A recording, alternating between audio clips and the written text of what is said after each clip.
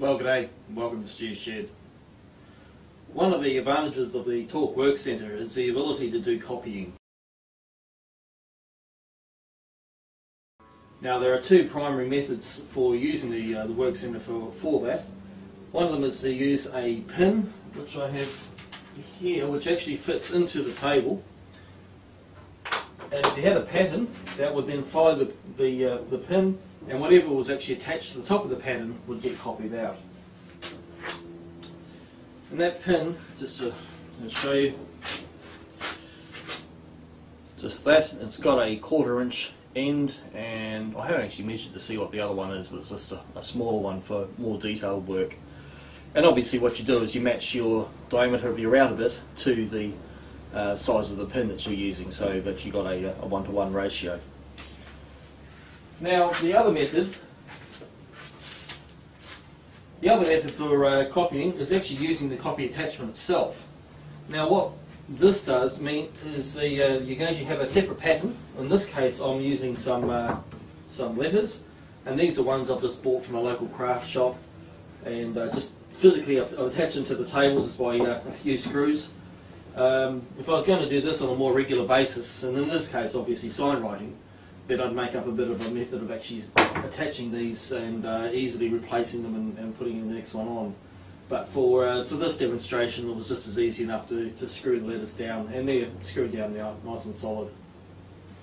Now, the copy attachment itself fits onto the Torque Workcentre, and it's an arm with a pin, and obviously the router's remote from the, so you're not actually holding the router itself, you're holding the copy attachment. And so as you move the copy attachment around and its pin follows your pattern, it's going to duplicate that pattern into your workpiece. Now, the primary thing obviously is that vertical pin, and again, in the past what I've had is this, very similar to the pin that actually goes into the table for that attachment, with a 1/4 inch end and a finer end, and you just use whichever end was necessary. I had this one made up as a separate one. It's got a 1/2 inch at one end and a 1/4 inch at the other, and obviously it's a bit longer, a bit more substantial.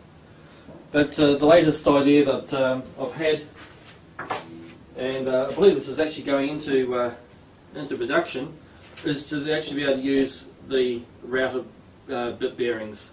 And so then you have a bit that sits on the end of the pin, and you can swap that on and put the next diameter on. So, number of advantages. Firstly, you can actually match the pattern to the router bit. And obviously these come in a variety of sizes. So anything from the large one down to a very small one there. And you can match your pattern depending on the size of the curves, etc., to the router, to the bearing, and then to the router bit. And it also means that what I would do today, if I had that in place already, was I'd run a larger bearing first to do the initial roughing out, and then I'd change onto the final bearing, the bearing of the same diameter as the router bit, to get the accurate final pass. So you end up with a very neat finish, just taking off a skerrick of material to get the pattern down to, or to get your project down to the same size as your pattern. So you can do a bit of a roughing out quickly and obviously quite effectively, and then get that final finish as well.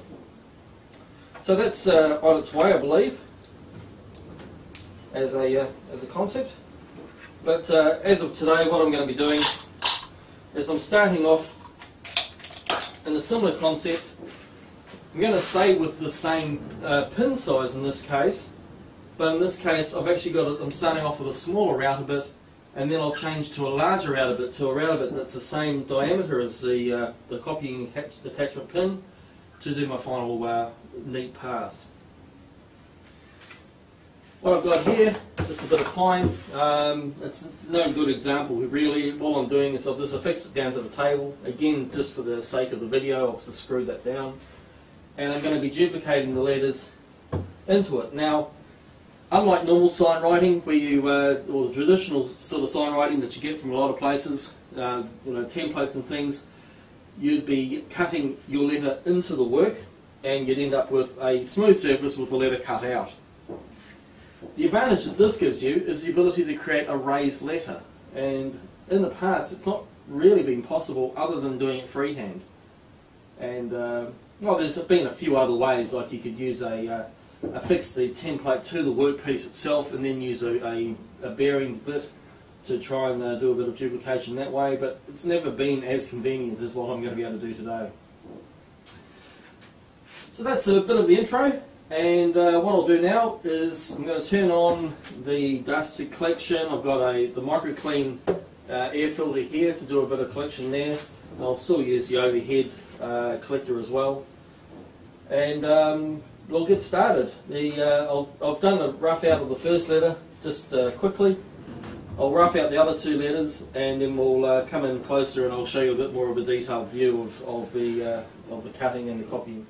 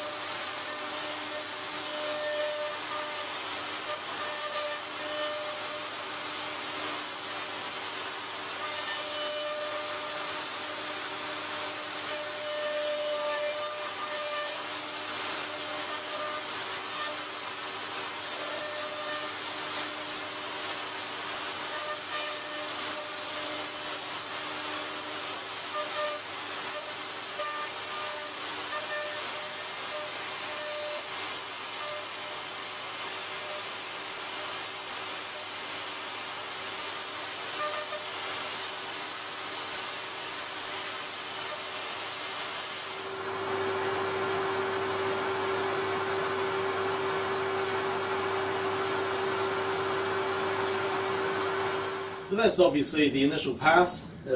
It's a rough, ready one obviously, so I'm not looking to get the final finish on that first pass. I'm just looking to remove a bulk of the material. And as much as the curves are okay, there's obviously a little bit of finishing to do, and that's simply going to be achieved by changing onto that the router bit that actually mounts is the pin diameter, and then I'll be able to just take off that shaving all the way around to get the final finish.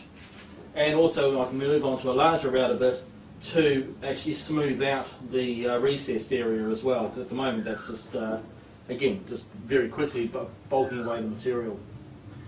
But certainly the concept comes through very strongly, that just how easy it is to actually do a raised letter, or even any other sort of pattern that you're planning on doing. I mean, obviously these letters are commercially produced very cheaply, And there's a whole heap of other templates and things like that they also sell in MDF in the craft wood. And you can get all sorts of toys and animals and stuff like that. So if you're looking at making kids furniture, for example, it'd be a very easy and quick way of actually detailing them and putting some just that extra layer of finish onto the project. And if you're just doing general sign writing as well, something like this becomes again very, very easy. The other thing that you could look at doing then is changing onto a bit of a rounding over bit, and again dressing your letters that way, still using the template even to achieve the make sure that you're not actually penetrating too deeply into the letters that you produced.